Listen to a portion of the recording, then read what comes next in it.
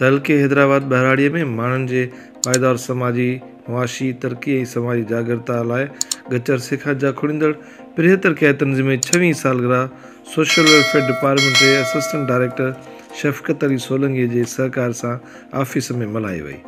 इन मौक़े ते 75 कै तंज़ीम जे अॻुवाणनि सदर फरहाना सोलंकी, रहमतुल्लाह सोलंकी, अब्दुल हमीद सोलंकी, सलीम नज़र सोलंकी, ताहिरा सोलंकी, काशिफ सतार, फहमीदा काशिफ, पीर नूनारी ऐं तंज़ीम जे 6वीं सालगिरह जो केक पिणु काटियो वियो। सालगिरह जे मौक़े ते मुख़्तलिफ़ तंज़ीमुनि जे अॻुवाणनि मारवी समाजी तरक़ियाती तंज़ीम जी Zebun Samla, trust for volunteer organization जे Shahid Hussain Lagari, management development foundation जे Amanullah Pirzada, Danish Memon, value of human being जे जुनैद खोसो, इंडस फ्लोरिकल्चर ऑर्गेनाइजेशन जे Majeed Malla, voice of Indus charitable organization जे मुस्तफ़ा मल्ला, सिंसुरान चैरिटेबल जे मोहम्मद रहीम सोलंकी, बागवा चैरिटेबल ऑर्गेनाइजेशन जे अज़ीज़ शोरो, सोरठ समाजी तरक़ियाती तंज़ीम शादा मल्ला, कुमल मल्ला ऐं ॿियनि पने ख़ैर जो इज़हार कंदे चयो त तहलके हैदराबाद बहराड़ी में 75 तरक़ियाती तंज़ीम जो तमामु बहितरीनु कमु आहे। हिननि इहो बि चयो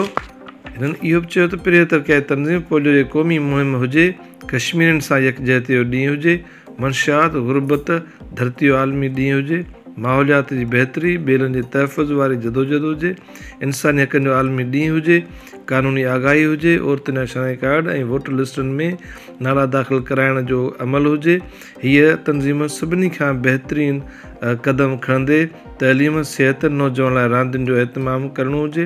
मतिलबु त ज़िंदगीअ जे हर शोबे में हिन तंज़ीम जो हिकु बहितरीनु ऐं मुस्बत किरदारु रहियो आहे। आख़िर में 75 कै तंज़ीम जे अॻुवाणि नए साल 2022 खे नए इंसानी उत्साह, जज़्बे, माण्हुनि जी ख़ुशहाली, तरक़ी, अमन, भाईचारे, गुरबत जे ख़ात्मे, तइलीम, सिहत ऐं माहौलियात जी बहितरीअ लाइ जदोजहद जो साल करे मल्हाइण जो वचन कयो। आख़िर में तंज़ीम जे सभिनी साथियुनि खे ऐं वॉलंटियर्स खे मनता सर्टिफिकेट पिणु ॾिना विया ऐं कैमरामैन सलीम नज़र सां गॾु रमन प्रेमी खे इजाज़त ॾींदा। हक़ मौजूद, सिंध मौजूद, सदा मौजूद।